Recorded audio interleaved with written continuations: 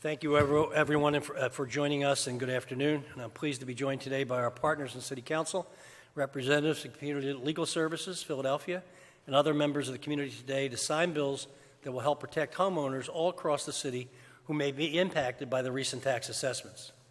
The new property assessments announced earlier this year reflect significant growth, and we know they will affect homeowners and other property owners and tenants. At the same time, growing property values reflect well in Philadelphia, being a place of choice to represent an opportunity to build wealth for some with the potential to change lives.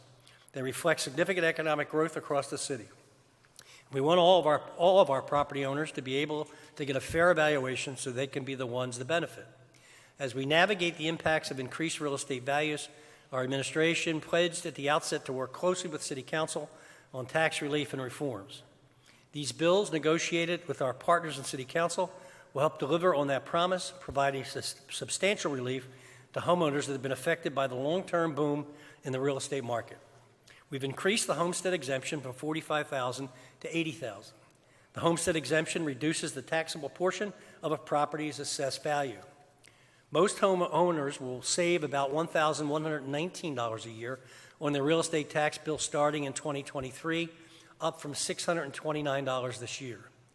We'll also expand eligibility and increase funding for the Longtime Owner Occupant Program, better known as LOOP. LOOP works by limiting a home's assessment increase to 50% and locking in that assessment for as long as the homeowner remains eligible. The senior real estate tax freeze program has also been modified to support more people. Now, income qualifying homeowners will be able to retroactively enroll in the senior freeze program, which is generally for vulnerable residents who are 65 and older. This means that if someone is 70 but are just learning about the program and were qualified when they were 65, they can freeze their property value at the amount it was when they were 65. These bills, which are part of the FY23 budget process, represent a major effort to protect homeowners, support our residents, and keep our communities thriving. Similarly, I'm proud that the FY23 budget also provides more assistance for renters with an additional $30 million dedicated to the PHL Rent Assist program over 2 years. These changes, combined with the business and wage tax reductions that we signed here last month, represent a new and welcome trajectory for our city. Taken as a whole, these moves will protect our seniors and long-time homeowners, particularly low and mid-income households, while benefiting workers, employers, and the city as a whole for generations to come. While these changes represent significant progress, I look forward to continuing to work with City Council to further reduce the tax burden for workers, small businesses, and homeowners, while also making our tax system fairer and more sustainable. These changes and the FY23 budget as a whole will help spur economic growth that Philadelphia needs to sustain and thrive as a world-class place to live, work, and do business. And I'm very proud of the collaboration to get this to this point. I want to thank City Council, particularly Council President Clark and Councilmember Johnson, for their leadership on this. I also want to thank Finance Director Rob DeBoe and Revenue Commissioner Frank Breslin and their teams for their invaluable effort in getting us to this point. Now I'd like to turn it over to the prime sponsor of the legislation that I'm about to sign, Councilmember Kenyatta Johnson.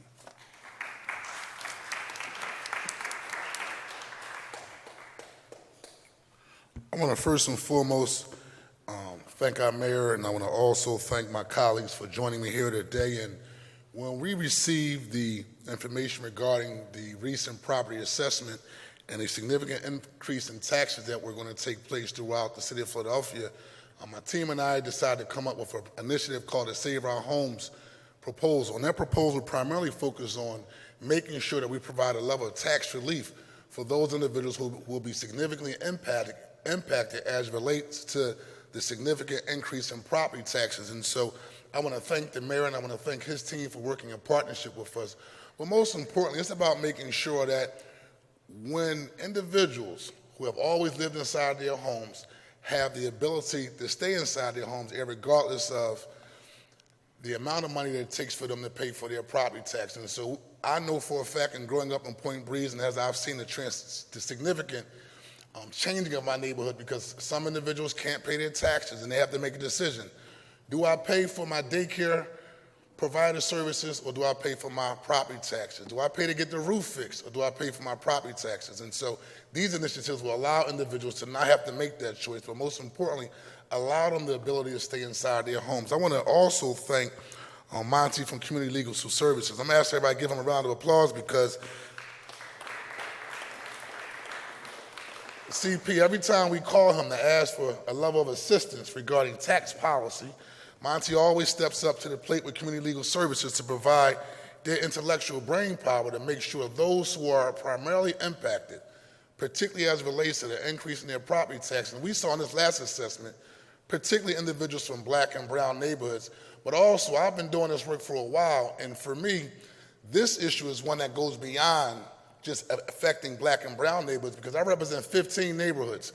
And I remember meeting a little Italian old lady down in Packer Park who was significantly impacted by the last property assessment that we did, and she was scared that she was going to lose her home, and now she'll qualify to participate in the Senior Citizens Tax Freeze Program. So for me, it's about making sure individuals stay inside their home, and as the mayor said, we took a comprehensive approach because we also didn't just address homeowners, we also supported individuals who are renters and provided $15 million to make sure that individuals who need assistance in paying their rent can have additional funding, but also additional $1 million to help with individuals who are being evicted as a result of them not being able to pay their rent because landlords are going to do what? They're going to pass down the cost of the property assessment to the renters. So we wanted to take a comprehensive approach, and I'm going to ask for Council President Darrell Clark to speak on behalf of council because we didn't just stop there. And some folks are going to say, well, you didn't help everybody. You know, everybody should have got a level of tax relief. And I can say this particular proposal was very, very comprehensive, but I'll tell you who we did help. We did help those the most vulnerable population here in the city of Philadelphia. We did help those individuals who are primarily poor and low income. We did help individuals who are on the verge of losing their homes in heavily gentrified neighborhoods because they have been seeing, again, significant increases in their property taxes. And so we didn't just stop there. Council President is also going to talk about an initiative that he's going to provide as it relates to helping those who can't benefit from this particular program, but also the funds that we put aside for home ownership and supporting those other individuals who are significantly impacted. Council President.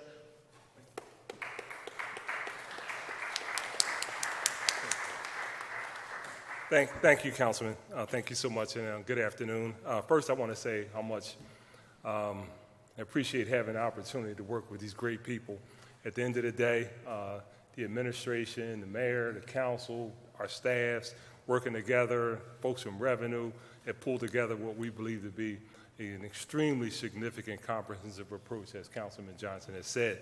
You know, we have this saying, is that the most affordable home is actually the one that you live in, right? And the bottom line, anything that we can do to ensure that that person is able to stay in that home, irrespective of income, you know, color, creed, all of that, stay in that home if they so choose. So I want to commend you, Councilman, for twisting arms and making sure that we got this done. I want to thank the mayor and his team, Mr. DeBoe and Frank and all those for working with us, my council colleagues, Councilwoman Sanchez, and Councilwoman Gauthier and the rest of us for pulling together. The councilman talked about an initiative, and I was actually ready to call Rob DeBoe up here, but you know that's the mayor's call. But seriously, we're going to do these very significant measures, and it's going to create an environment where a lot of people are going to be comfortable. That a lot of people are going to be able to stay in their homes. A lot of people are going to get much-needed relief. But there's still going to be some people that are going to fall through the cracks by virtue of the nature of this monumental assessment. People talk about the fact there's an unprecedented level of development, yes, but on the other side of the coin, it does increase prices. So working with the administration, we're putting together a program, I don't even know if we have an official name yet, where we're going to make sure that we have a fund that's currently set in the mayor's fund, revenue set aside to ensure that we can provide cash assistance to those individuals that qualify, that won't be able to take advantage of this. So we want to make sure that we get this done and done in a meaningful way. So Councilman, Mayor, Council colleagues, all of the supportive members, thank you all so much. And for the citizens from the city of Philadelphia, we want to say we heard you very loudly, and we wanted to make sure that we did a did what we needed to do to make sure that you can stay in your home. So thank you all very much. And I'll just say one last aspect. Give Council President a round of applause, please. Don't go anywhere. And I'm going to bring Monty up. But there was another part of this conversation that I just want to make sure that's still put out there for the public that's listening as well. We also set aside $4 million for outreach, right? And a part of that outreach plan is making sure that we're doing town halls, we're utilizing social media, we're utilizing radio, but most importantly, engaging the community on these tax relief measures, educating the residents and helping them make decisions if they want to participate in LOOP or if they want to participate in the homestead. Is it better to participate in the Senior Citizens Tax Freeze Program, or is it better to participate in the tax deferment program? So we're going to have a very, very robust community engagement process that makes sure that people are educated and, most importantly, informed about what's best for them as relates to tax relief. So I wanted to put that out there because I know it's some information that I believe that really wasn't well written, researched, and informed. And so I wanted to make sure we have the proper information put out there as it relates to this particular initiative. And at this particular time, I want to call up Mr. Monty from Community Legal Services. And again, thank you.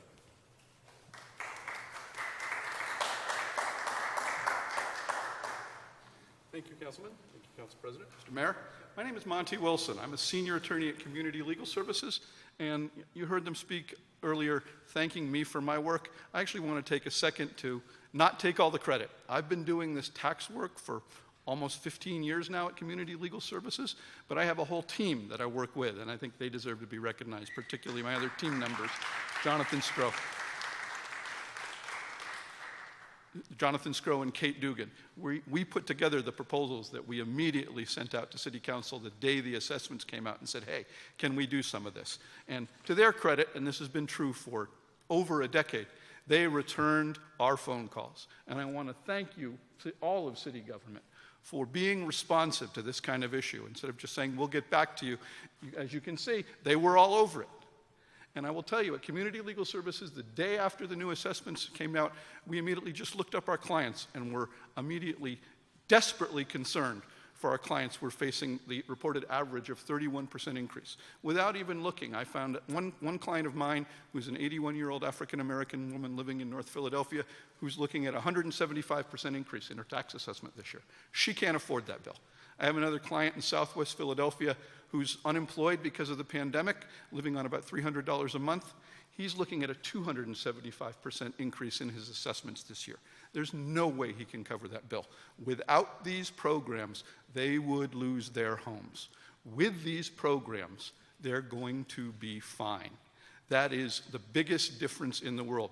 My one client is going to be eligible for the tax exemption of $80,000. That'll get her a bill she can afford along with the senior freeze. My other client, we're going to enroll him in LOOP. He'll be fine. But without those programs, they would lose their homes. These three programs, as you heard the mayor say earlier, we have one program that is simply increasing the exemption to $80,000. That will lower most people's tax bills, especially for a low-income senior living on a fixed income who's living on maybe $800 a month. Having to pay a $200 a year tax bill versus maybe a $1,500 a year tax bill is a world of difference. For other clients who maybe missed their chance to enroll in the senior freeze and get their assessment locked in at a rate they could afford, they now have a chance to apply even if they did miss the initial time they should have when they turned 65. They're not getting something they're not entitled to. They're getting a benefit they should have gotten for years. They deserve a chance to get it now. And finally, there's the expansion of LOOP. LOOP is a very good program, but it was really designed to deal with the huge increases in tax assessments in 2013 and 2014. Over the years, we've adapted it to help people dealing with gentrification. This time, we've done that again, making it more eligible for people and also making it so that if your assessments are creeping up slowly over time, you can get enrolled in this program. Because of the LOOP program, my client in Southwest Philadelphia living on unemployment, he's going to have to pay his taxes and he'll pay his fair share, but he'll be able to stay in his home. And even though the council president stole my thunder a minute ago, the last thing I wanted to say to you was the most affordable housing program there is to keep people in their homes. If we can manage to do that with these programs, and with the help of council and the mayor's office, we're doing a fabulous job. I will tell you right now, we're not done, and there's still work to do. But this is an enormous step forward as we come out of a pandemic, dealing with an enormous crisis and dealing with a situation that could have made things infinitely worse for people. And council and the mayor's office have stepped up and helped people. And I thank you for that. Not just for myself, but for every single one of my clients. Thank you.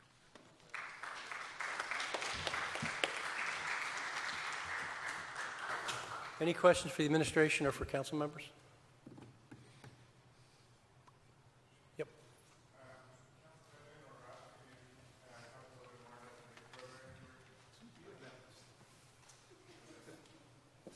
We just wanted to give you a little teaser today. To be announced. TBA. We're going to TBA. TBA. All right. I'll be We'll work following. on the parameters. Bottom line is, we recognize there will be some people that will fall through the cracks. We want to make sure that we address that. I'll be happy to follow up with you about that program, Council President. Okay. For the administration, what is the progress with sending out notifications for the new assessments and letting people know they're getting a chance to review it? Hold on.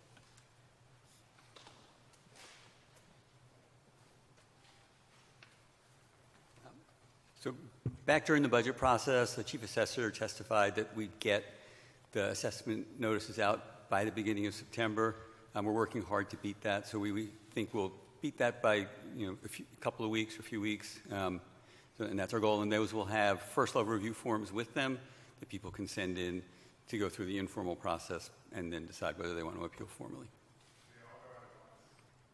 It probably goes out over a week or so. Okay. Thank you very much. We're just going to sign now.